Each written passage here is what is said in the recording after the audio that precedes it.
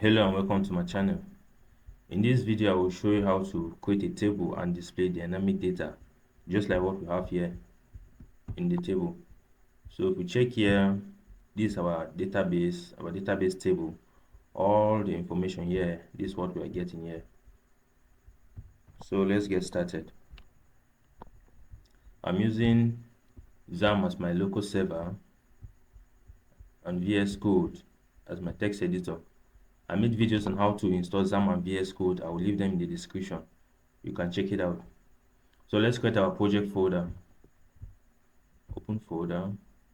We'll locate our ht.folder. folder. In my case, it's on my desktop. Go here. We'll create our project folder here. We say display data. We'll select the folder.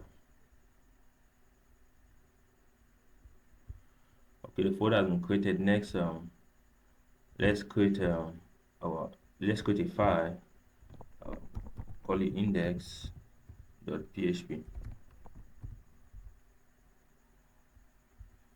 Okay, we'll create a basic HTML template. So you just press exclamation sign, tap, and you get this basic template.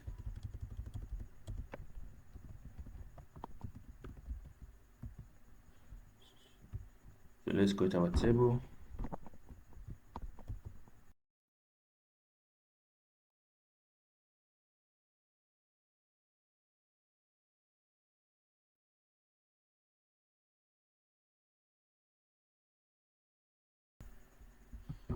So we are done creating our table with dynamic data with static data. So the table now has just static data. Let's view in our data in our browser and see how it looks. Go slash. The name of our table is display data.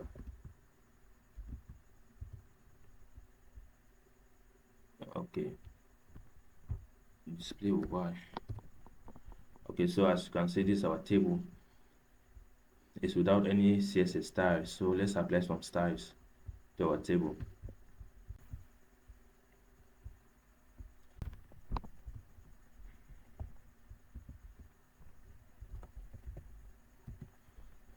Okay, I'll just paste the style, the CSS style. Paste, Control S to save.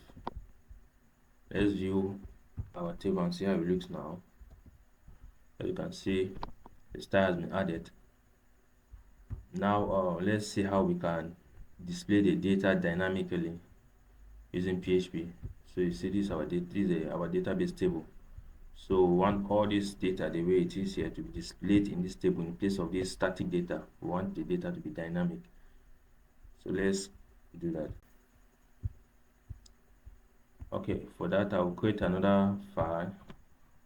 I will call it server.php.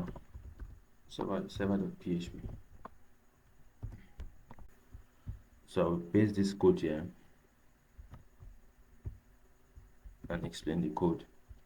So this is a basic PHP syntax. It's open PHP. We're writing this. So we have the database connection parameters. The localhost is the name of your localhost, which is localhost. The username, the default username is root, and the password for the default user is normally empty, no password, except if you have a password for your user, then you use the password. Otherwise, you go with the default. The database name is user details. This is the database here. Here's it, user details. Okay. So next here, we create a database connection. We say new MySQL user server name, which is a localhost, username, which is a root, password, which is empty, no password, which is this, and the DB name, which is database name, user details. So we check if there's a connection. If there's no connection, we display an error, connection failed. Now we go down, you say fetch data from the database. We write the SQL query. You say select name. So we're selecting name, which is a column in our table, database table.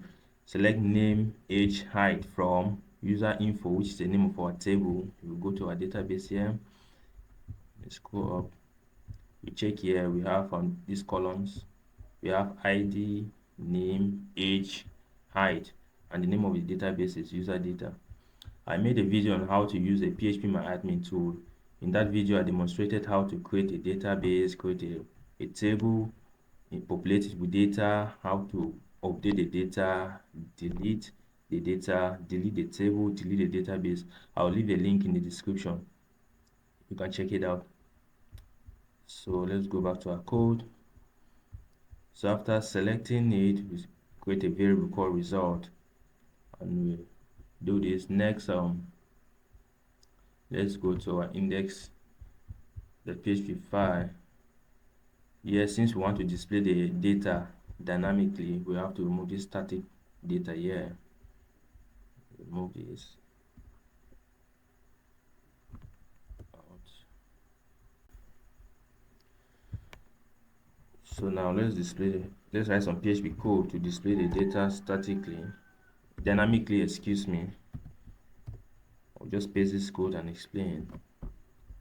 Control V to paste, Control S to save. So now let's go through the code. We say require once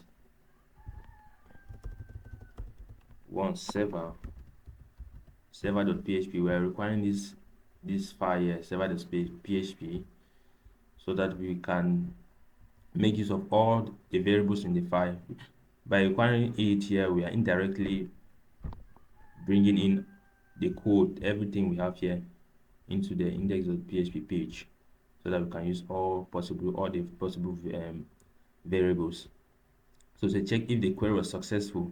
We say if $_result. As you can see, this variable here was not declared in this index.php page. It was declared in the server.php page here.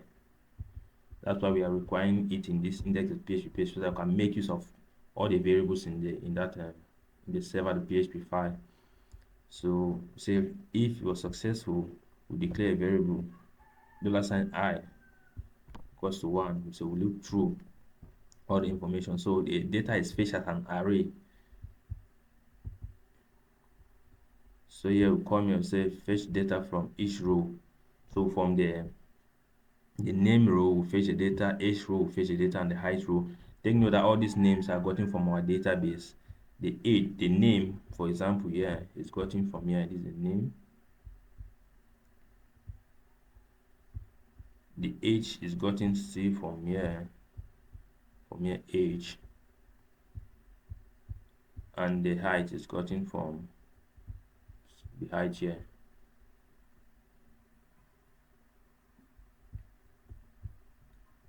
So, and this here we say echo I++ with auto increment. So let's go to our browser and see what we have.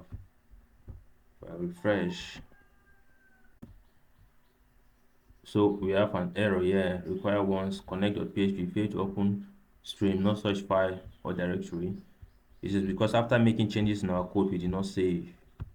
So if we scroll here, what we have initially was connect.php. So we change it to server, to this file here, server.php.